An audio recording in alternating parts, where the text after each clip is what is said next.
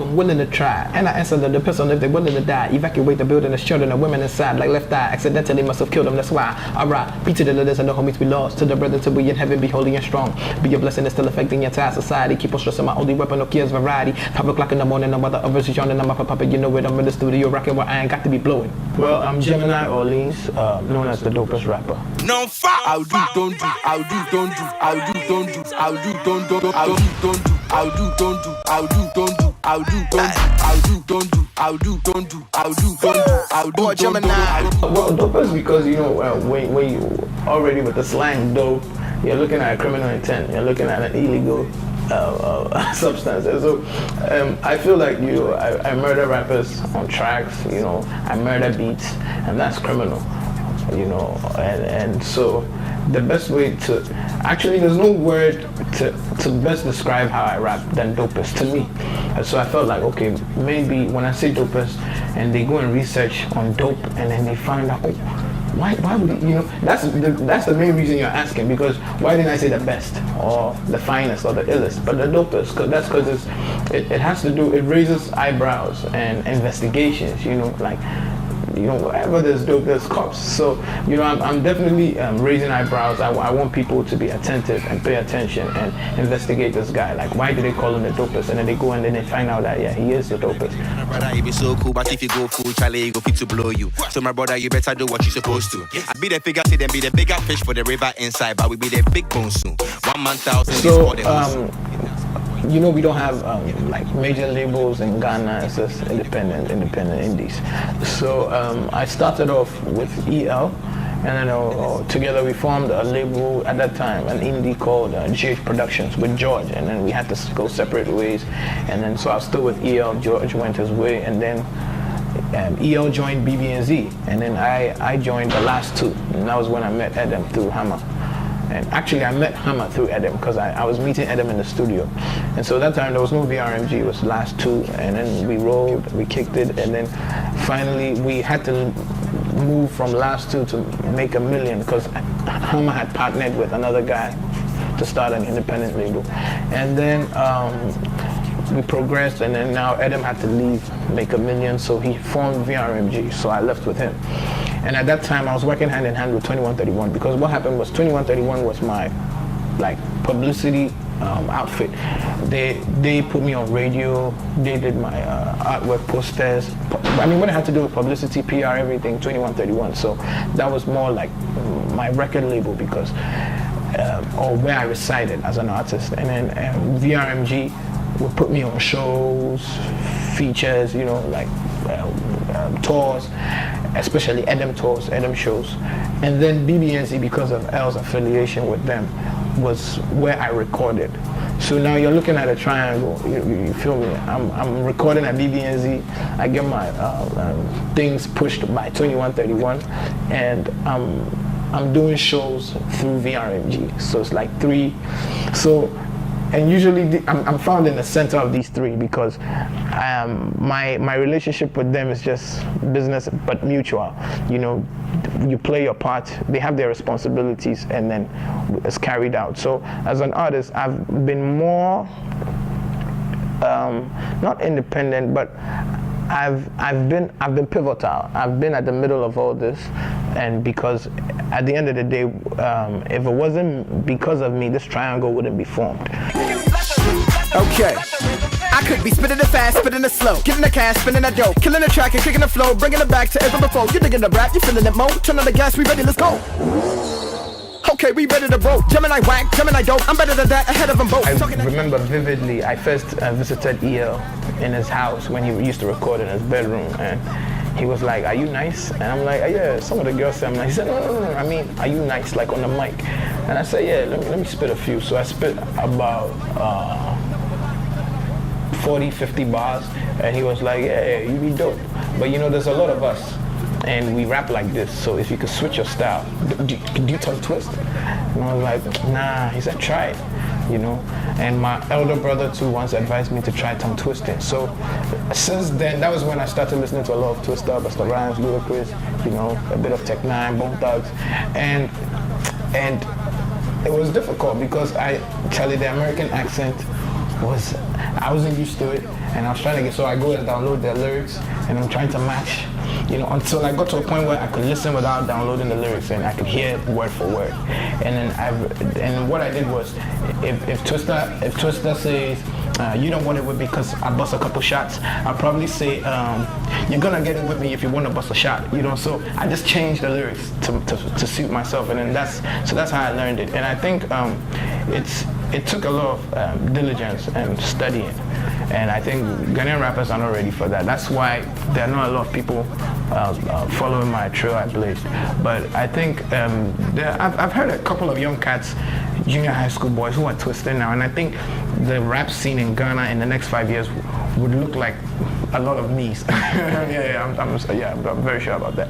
Bubble hands, trouble make you bubble flash. Pop a couple bottles, make the models wanna hop on that. Fresh out the bubble bath, underwater, feeling warmer. Could be other sorta or some sorta absorber swag. Mama mia, holla back, see ya. I don't wanna do no wrong. And I got a bad fever. No, it's not no ether song. I mean, you're in a market saturated by listeners who, let me not say illiterate, but majority of Ghanaians don't do English, not because it's because majority are not that educated, and then the educated are interested in, because our market is dominated by a Twi-speaking population, and so you're looking at local dialects succeeding or progressing more in the music industry. So when I get the bus in, people look at me strange, like, where is he from?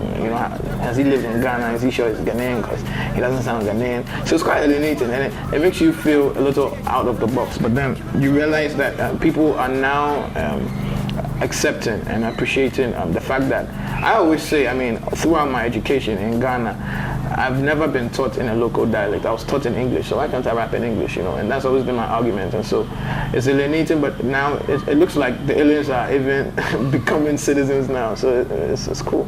But with me, I always have options, because as I speak with you, I can put out 5 albums now, and when I say 5 albums, at least 17 or 20 songs.